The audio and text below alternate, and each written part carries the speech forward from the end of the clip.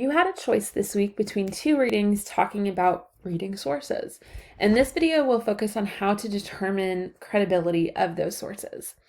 Oftentimes, sifting through the dense text that a piece of writing might include can be difficult. So, developing strategies for being able to read and identify whether or not you can believe a source can help you to read more quickly and more confidently. The article by Karen Rosenberg identifies some great strategies for reading rhetorically, which ties into the concept of assessing the credibility of a source. In a research class, we know that identifying the credibility of a source is crucial. Finding reliable sources gives us the best information, and citing reliable sources helps us build a good relationship with the audience. When thinking about how to determine whether or not a source is accurate, one of the things that students say is most helpful in my 104 classes is this acronym, which was mentioned in the ballpoint reading, the CRAP test. CRAP stands for currency, relevance, accuracy, authority, and purpose. By doing this for a source, you can determine whether or not it's believable, and it can help you to understand texts in more depth. If you took 103 and did a rhetorical analysis, this is a similar sort of process, but it looks less at the specific rhetorical practices used and more at the rhetorical situation. So, currency is the first part of the CRAP test. Here, you're looking to answer questions like when something was published, when it was last updated, and whether or not something is current enough for your research. Typically, the rule of thumb in academia is that if something was published within the last 5 years, it qualifies as credible and current. However, this can vary depending on your field and depending on the topic. Just think back to the days of COVID early on. Recommendations were changing rapidly. So a source from 2 weeks ago might generally count as current, but based on the situation we were living in, that information was likely outdated at that point because there was more research done and new information. Other topics may require citation of sources that are older than 5 years, right? If you're citing foundational texts in a field, those might certainly be older than that rule of thumb, and that's okay. When we get to relevance, here you are thinking about how closely the research ties to what you're working on. So you're asking whether or not something fits the scope and topic of your research, but you also want to ask about how something fits the scope and the topic. For example, if you're researching free speech on university campuses, it could be helpful to look at other public institutions in Indiana because they have the same laws to follow. Looking at universities overseas or in Canada wouldn't be as relevant because they aren't subject to the same laws that academic institutions in the United States are. Accuracy just means checking to make sure that the information is true. You'll want to make sure that the information is corroborated somewhere else. So sometimes this can look like sources being cited at the end. It can look like having links throughout the text to other sources, but we want to make sure that the information is found in multiple places. You'll also want to think about whether or not something is based in fact or opinion. There are lots of ways to check for this, including just a quick search to see what else you can find out. When you do the searching, though, be careful to not just rely on the AI generated answers. These pull from different places on the internet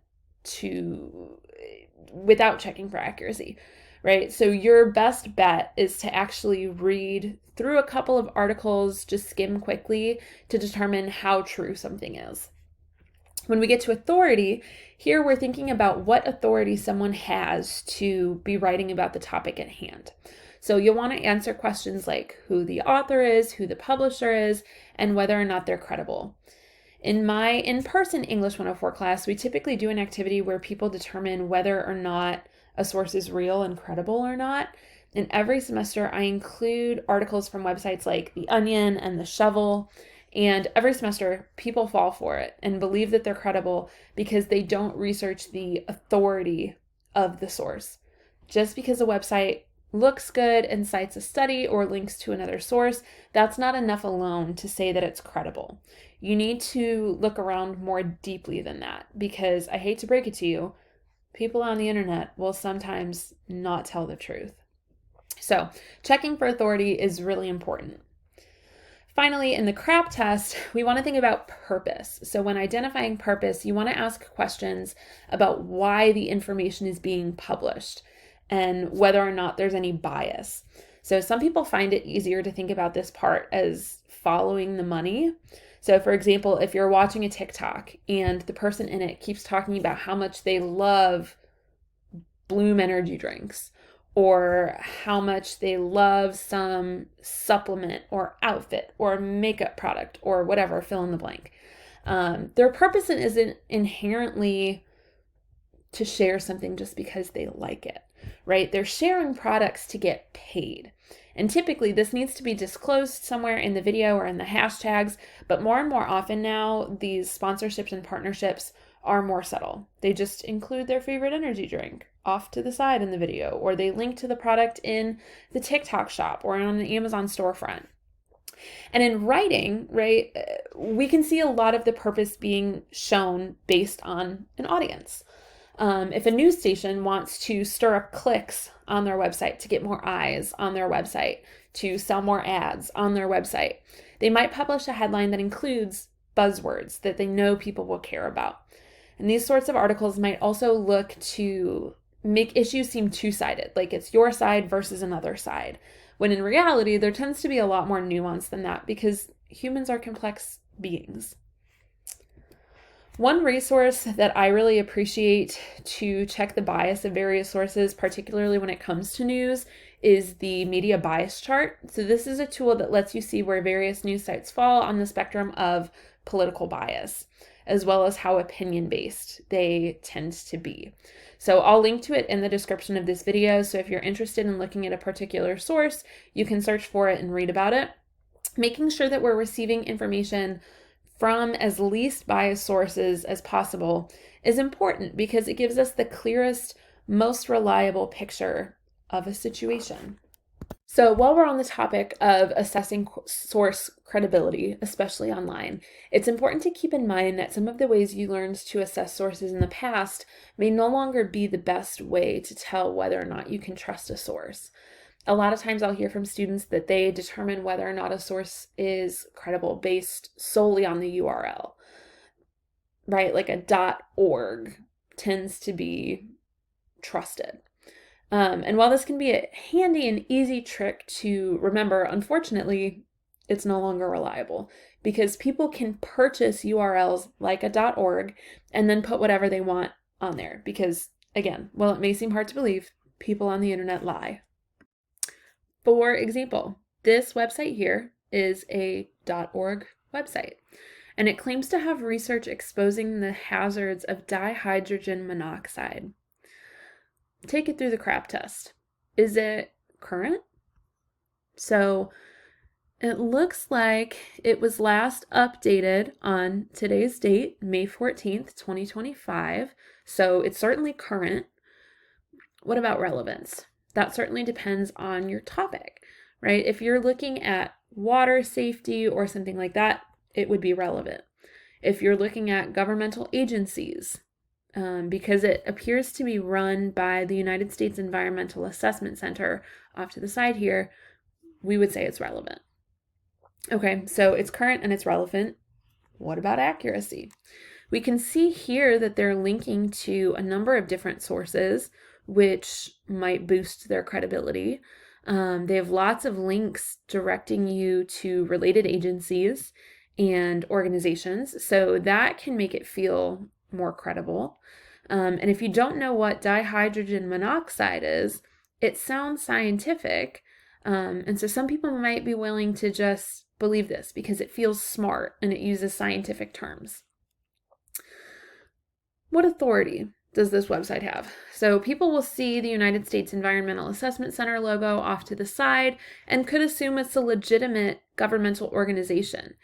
If we're using a website URL as a measure of credibility, right? It's a .org website. So if we lean on the idea that the URL alone can tell us whether or not something is credible, that means this website is credible, right? Looking again here at this logo, they've mimicked the logo for the Environmental Protection Agency. So it could look legitimate to people just because it feels like something they've seen somewhere before. Finally, let's think about purpose. So what purpose does this website serve? They claim to be serving the public by identifying the dangers of this chemical compound, dihydrogen monoxide.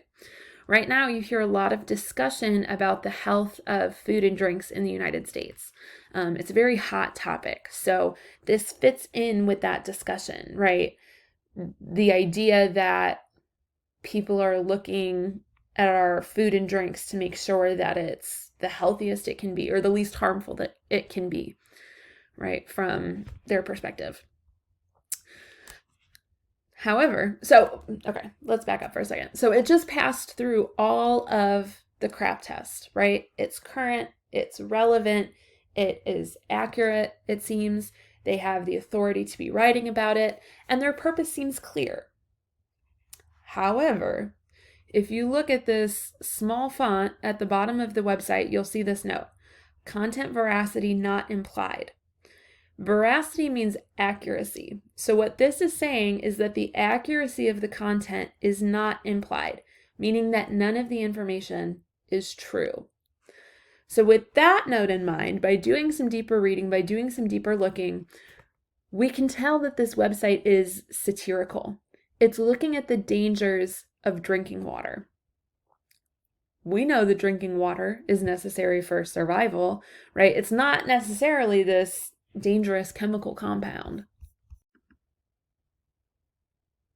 So now that we've practiced applying the CRAP test to this website, you can clearly see how it works and what you can do to determine credibility of sources.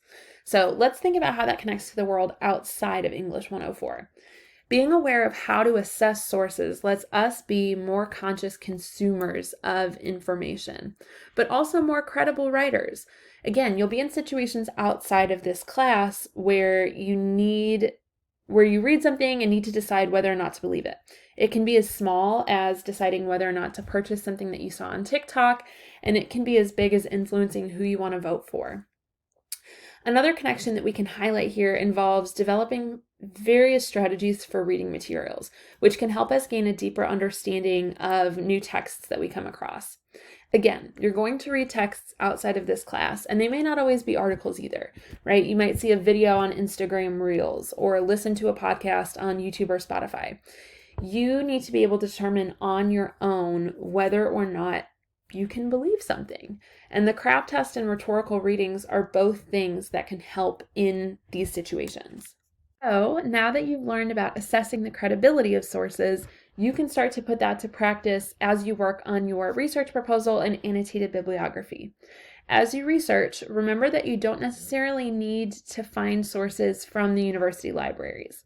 You can apply the CRAP test and rhetorical reading to other sources that you find, like university websites, newspaper articles, and more. Those are all things that you can use for this project. But as always, if you have any questions, make sure to post them on the Anonymous Catch-All discussion board, email me, or set up a time to meet with me.